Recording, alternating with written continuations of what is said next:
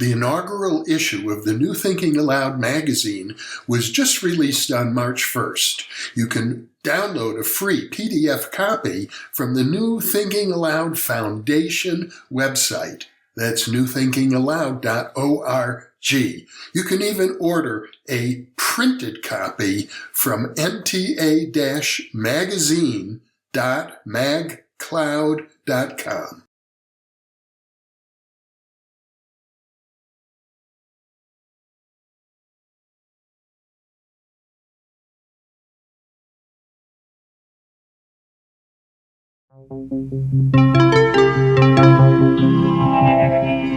Thinking Aloud. Conversations on the leading edge of knowledge and discovery with psychologist Jeffrey Mishlove.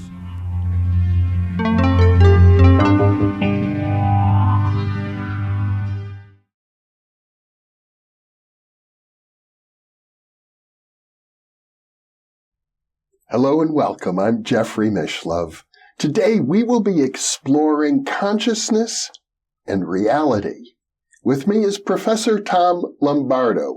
He is the author of Future Consciousness, a Path to Purposeful Evolution.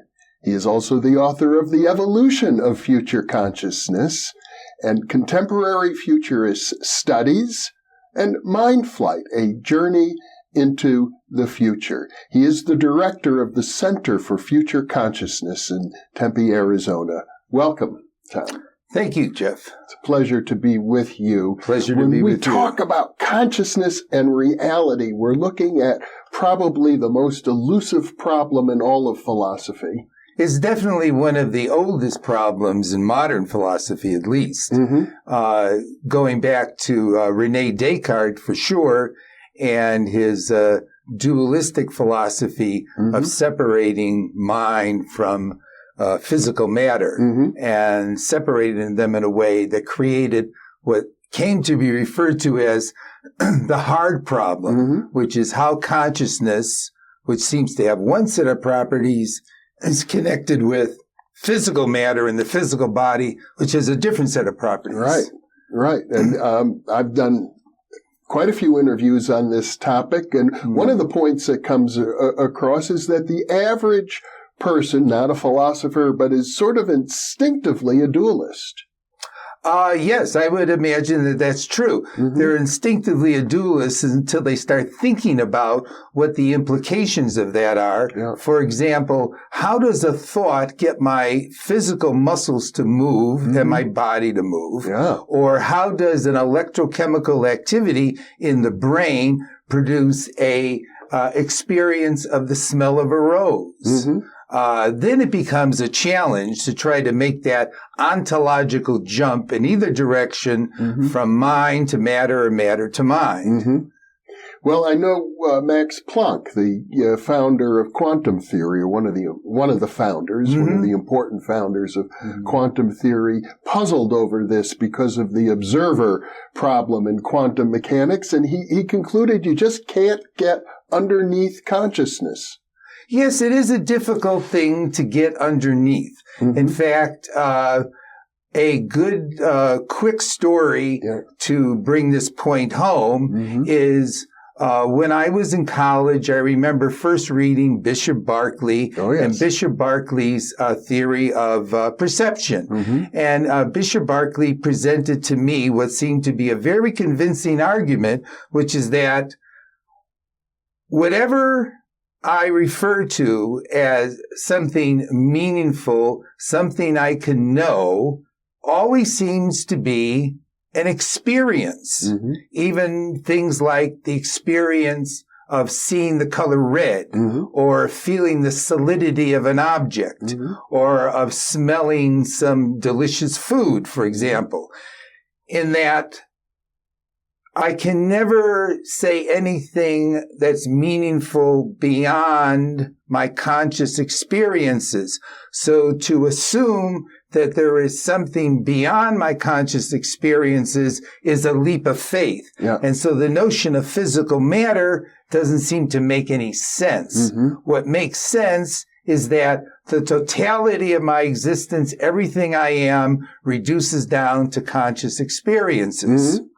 And whether I'm doing quantum physics or whether I'm doing biology or whether I'm talking to you right now, it all is a complex array of conscious experiences with various perceptual, emotional qualities to them. I've often thought of Bishop Berkeley, for whom the city of Berkeley, California, was named, was a very logical thinker. His argument seems, on the one hand, very unsettling, and on the other hand, irrefutable. Yes, it does seem irrefutable, except my intuition was that he was the challenge.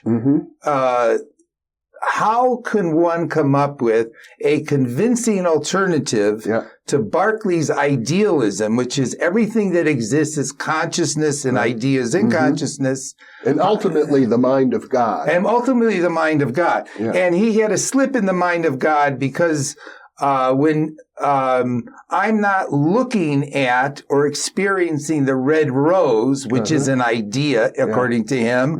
Where is that idea of a red rose while no one is looking at it? Well, it's in the mind of God. That was his jump. Well, anyway, I saw Bishop Berkeley as a epistemological and an ontological challenge because he was so convincing. How does one come up with an alternative? Because intuitively, it did not make sense to me to think that that physical matter, in some sense whatsoever, is nothing but a chimera, an illusion, and it's just all mind. Now, undoubtedly, you're aware of the famous conversation between Boswell and Johnson about Bishop Berkeley. Yes, of course. Yes, right. And Boswell, of course, and Johnson's reputation, which was to kick the rock, was a misconception. It was a refutation that in no sense whatsoever refuted Berkeley, because Berkeley would have simply said that the kicking of the rock was a combination of a visual perception and a tactual and a haptic perception. And so the totality of the experience of kicking the rock was all in your mind. That was it.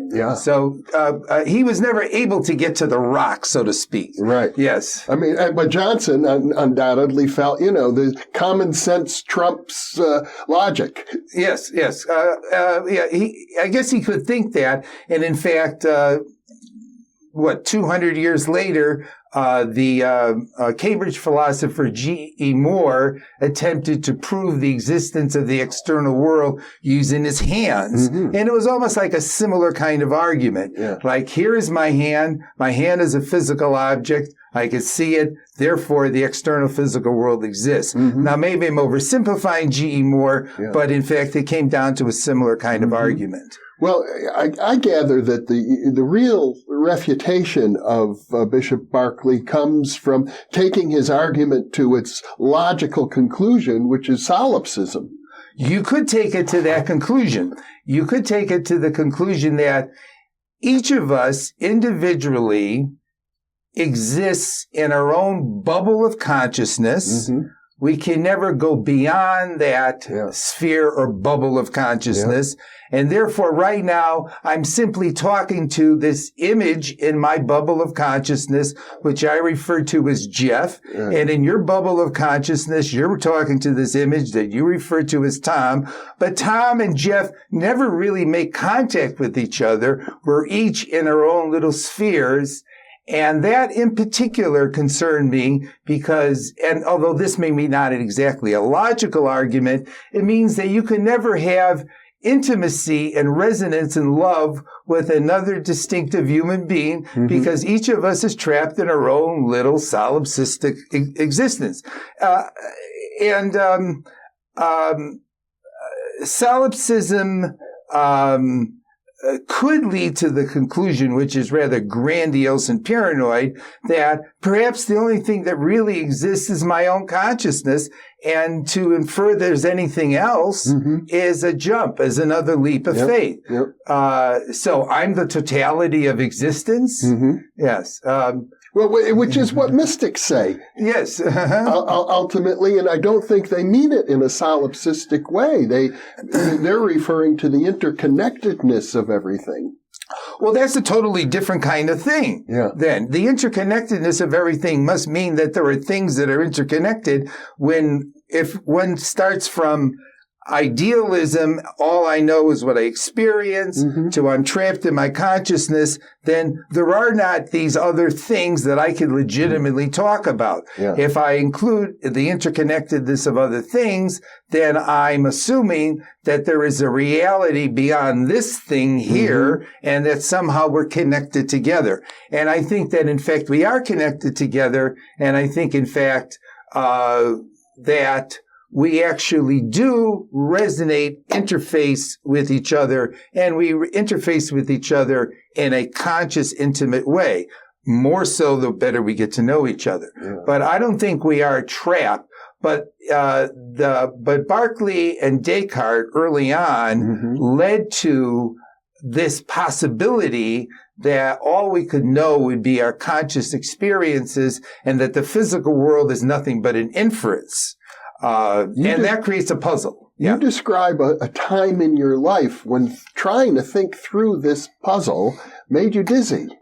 Yes. In fact, it's made me dizzy on several occasions. And I would use Bishop Berkeley as an example where I did get dizzy. Because if you grow up and you assume that there is this physical world that you see around you, that you exist within, and it's intuitively perfectly obvious that this exists, and then somebody presents a convincing argument that, in fact, what you thought all of this was, it doesn't really exist in the way you thought it did, then it feels like the floor and the ground has literally been pulled out from under your feet, and reality goes into a flip-flop. Yeah. You have a gestalt switch. You have a fundamental paradigm shift in consciousness where everything is seen differently if you buy into Bishop Berkeley. And that was only one case where, you can get that kind of experience of dizziness. I know Immanuel Kant had a similar line of thinking. Immanuel Kant had a similar line of thinking insofar as he argued, all I can meaningfully talk about are phenomena, and phenomena are interpreted in terms of the categories of understanding and the pure intuitions of space and time, but those categories of understanding and intuitions do not necessarily apply to the thing in itself. But he believed that there was a thing in itself beyond experience. That we could never know. But we could never know. Yeah. And I felt like Kant got himself into a meaningless discussion that actually contradicted his principles by even making reference to the notion of the thing in itself, since according to him, the only thing you could meaningfully talk about were your phenomenal experiences. Yeah. So you can't even say that there is a thing in itself, although he says he believes there is. He thinks that there is something out there. Thing in itself is a funny term. It's a term that seems like it means something, but when you start to think about it, what is the thing in itself? Because that would mean understanding its intrinsic nature independent of any relationships it has with anything else. Right. Does that make any sense? Well, it might make some sense. I mean, I'm tossing it out. Yeah. Yes. Well, for example, here's a thing. Yes. Yes, there it is. It exists independent of you or me. That's what we believe if we don't buy Bishop Berkeley. Yeah. Okay. Yes. Yes. And of course, it means something unique to me. It might mean something unique to you, but it's a thing in and of itself. You and I might be able to agree to that.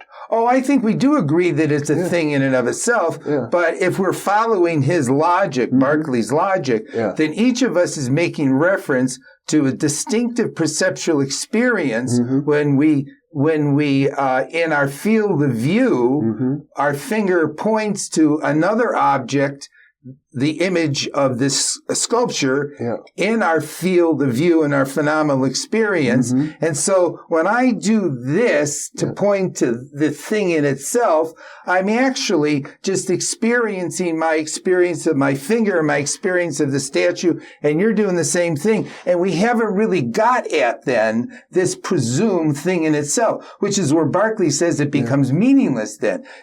Both of us think there's something there independent of us experiencing it. Well, subsequent to Berkeley and Kant and Descartes, we have the development of perceptual psychology. We know how the eye works. We know how the ear works. And we have a much greater understanding of how the human consciousness incorporates sensory information. Good. And that's a good lead-in to actually adding to the puzzle. Because the study of the brain, the nervous system, sensory stimulation, human psychology indicates that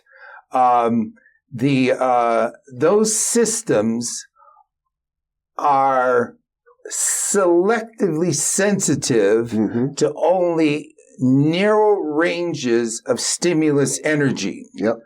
So the totality of reality, a lot of it is filtered out. Which would be in agreement with Kant's categorical... A lot of it is filtered out. Number one. And secondly, we also know that the statue from the study of physics and chemistry could be analyzed at multiple levels of analysis from its three-dimensional gestalt shape down to vibratory patterns of electrons. Now, we do not see this as vibratory patterns of electrons. We see it as a solid three-dimensional shape.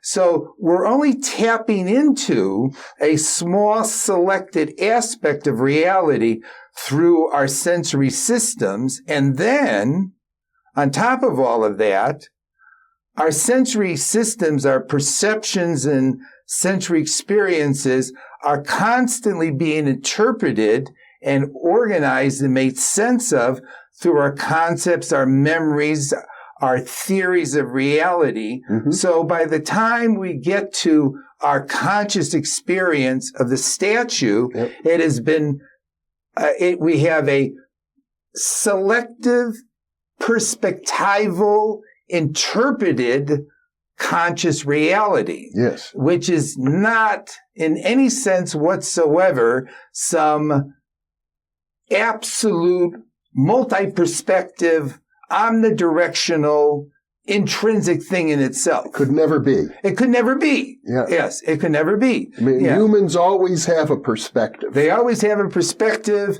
They always are selective. We resonate in with certain things. We don't resonate in with other things. We interpret things different ways. Somebody could look at that and see something totally meaningless. Somebody else will see a work of art. And in fact, another thing that we all do, which is very significant with respect to our interface with reality, is that we are active exploratory beings. We don't sit still when we engage reality. So if I want to get a better apprehension of that object, I begin to do this, which is to look at it from multiple perspectives, which enhances my perception of it. And so just sitting there and letting reality, so to speak, hit you in the face is not what we do. We select, we interpret, we explore, we manipulate, and the more we do that, our perceptions become clearer, but it definitely is not a passive, just let reality hit me in my face experience. Yes. And I suppose another slant on it is, in theory, we could build a computer and take every perspective that humans have ever had on everything, put it all into the mind of the computer, so the computer might be able to begin to approach this idea of all perspectives at once. It could approach it, but it'll never realize it. And it never realizes it because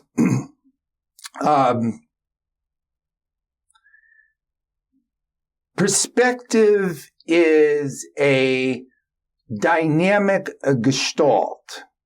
And by that I mean that it's not simply a set of points of observation. Mm-hmm. It's a set of pathways of integrative observation. Mm-hmm.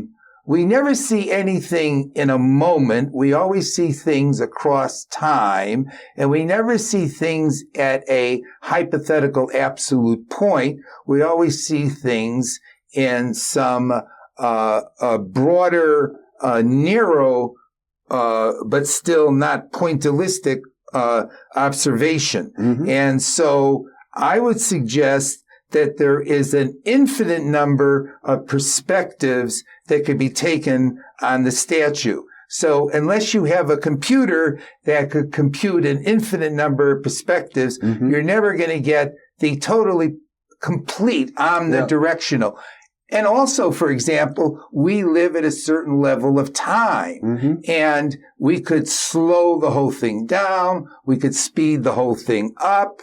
And those also are legitimate perspectives too, like looking at a flower blossom speeded up, Mm-hmm. or looking at an electron move, slowing things down. All of that's part of the perspectives too. You're going to end up with no way possible conceivable to have the absolute total, all perspectives pulled together. So what you're suggesting then is that reality is virtually infinite because of the various perspectives that are possible, but the human being is a finite being. Right. Yes. Right. So we select out from a indeterminately large plenitude, Mm-hmm. and a plenitude that is I don't want to say infinite, Yeah. but is indeterminately deep in richness. Yeah. And we can penetrate into it in multiple ways, but it may in principle be inexhaustible. Mm-hmm. Yes. Which raises the question of how can we even understand each other if we're all always seeing things differently? Yeah, well, I don't think we all see things all that differently. Uh-huh. I think that there's a lot of variation between us, of course, but there's also a lot of invariance or commonality Mm-hmm. too.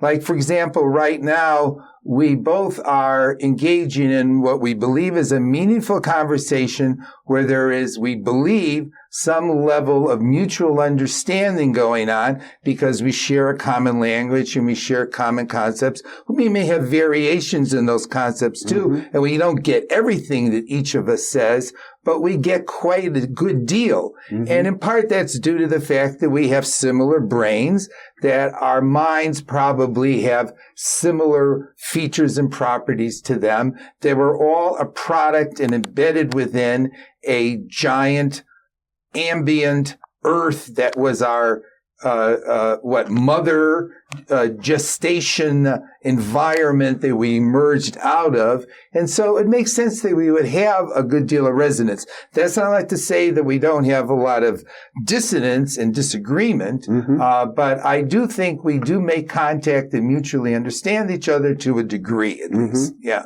To a degree. To a degree. Yeah. Yes, to a degree. Yes. I think we understand each other. Uh-huh. My sense is we understand each other to a degree. Of course, people make jokes about the fact, especially husbands and wives and partners, and say, you don't understand me at all. You live in a different universe or Mm-hmm. something.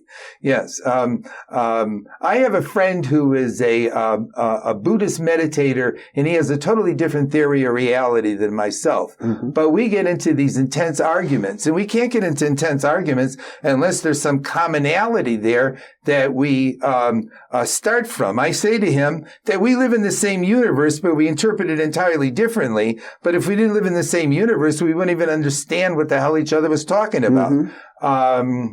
Yeah, so I think there's a lot more that we have in common than we may realize, but of course there's a lot in which we are different as well too. That's why we have conversations, so we learn from each other. We learn things the other one didn't know. Well, we've raised a lot of interesting issues, and I know there's more to say. We're going to do a future interview on the reciprocity of mind and yes, we are. Mind and reality. Yes, in fact, that will be where I will present at least an approximation of a way to understand the relationship between the conscious mind and the physical world. after we've introduced the puzzle of it. Mm-hmm. Yes. Well, Tom Lombardo, thank you once again for this fascinating discussion. Yeah, thank you, Jeff. And thank you for being with us. Watch the program listings for future discussions with Professor Tom Lombardo.